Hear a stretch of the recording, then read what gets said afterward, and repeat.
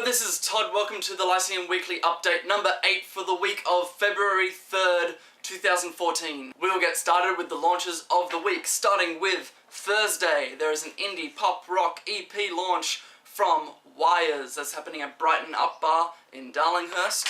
There is also an all-ages pop rock, even more genres album launch that's happening at the Red Rattler Theatre in Marrickville from Creative Youth Initiative. That's kind of one of those youth organisations that get a bunch of kids together, make an album.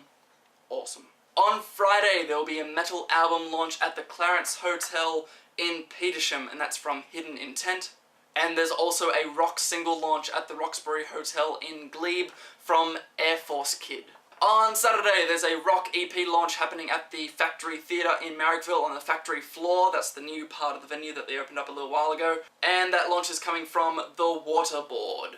And finally on Saturday, there's also a folk roots pop single launch tour happening at the Valve Bar in Sydney from Paul Reed. A few interesting gigs coming up this week. On Friday, there's a punk rock metal gig that's also charity for Beyond Blue. That's happening at the Valve Bar. Then on Saturday, there's an all-ages afternoon electronica gig. It's a festival called the Singularity Festival. That's happening at the Factory Theatre in Marrickville. Also on Saturday is the final show before they move to LA from the alternative surf rock psychedelic band Darth Vegas. So if you haven't seen Darth Vegas before, definitely check them out because this will be your last chance in Australia to see them. Also on Saturday, there's a hardcore metal gig at Blacktown Masonic Hall in Blacktown, and it is the final gig for the band Shinto Katana. And on to news. A little radio station that some people might know of called Triple J had their Hottest 100 come out, and the public seems to have less of a problem this year than they did last year, which is the weirdest thing. I don't understand how public voting can then have public backlash against the results. The reason why this made some news is because it had the most Australian acts in it, with 33 Australian acts taking up 44 of the spots, with even the number one spot being taken by an Australian. Yay! The majority of Australians took out the Australian radio station's Hottest 100 list that Australians vote on. As you can imagine, it is a big fucking list of Australian bands, so if you want the full list, go to our website, the link's in the description below, and I've listed every single Australian band that made it onto the list.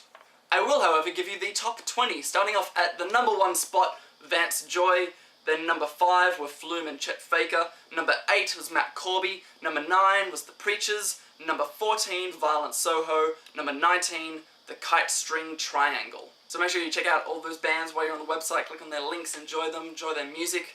And we move on from that into alcohol violence legislation.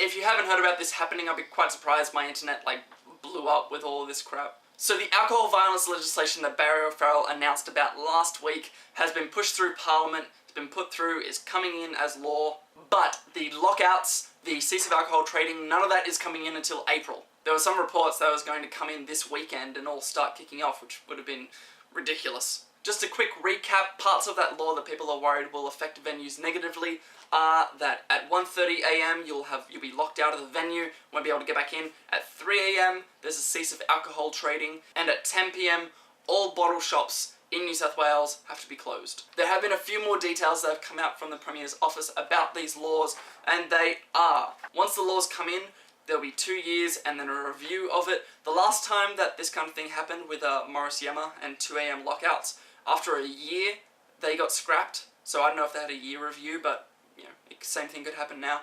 All the legislation for jail sentencing, which I think was a minimum of 8 years if there's an alcohol-fueled punch, all that comes into effect this past weekend that just happened. So all that stuff is already in, but all the other stuff, the lockouts, the cease of alcohol, not until April. Also, it seems like venues can be made exempt from these laws if they pay a fee. If they're in a high-risk area, which I assume will be things like King's Cross, you have to pay a higher fee. In the coming months, venues will be told about their responsibilities under these laws and things like the fees and how much it will be, how much they can be made exempt from. So it'll be interesting to see what happens when all that comes in.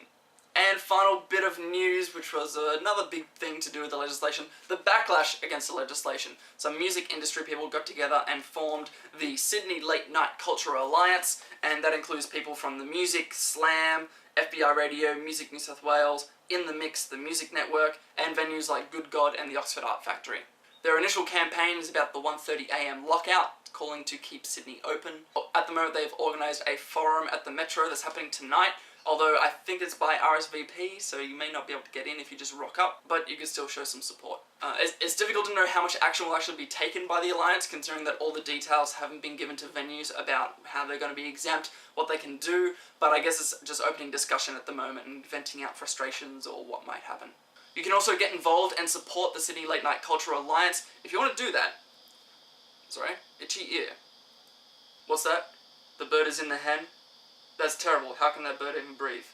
Yes, the pig is in the brick house. The pig is in the brick house. I'll get milk on the way home. Get off my back, woman. So if you want to support and get involved with that, there's a couple of people you can contact. If you want those contacts, just click the link below for our news article. All the information is in there. So what do you think about Australians taking out the hottest 100? Do you think it's a sign that, you know, Australia is still growing, that whole notoriety thing of how they're playing South by Southwest, getting voted in the Grammys and all that kind of stuff? Or does the fact that the hottest 100 is an Australian list by Australian radio doesn't really mean much? It just means that Australians like Australian music.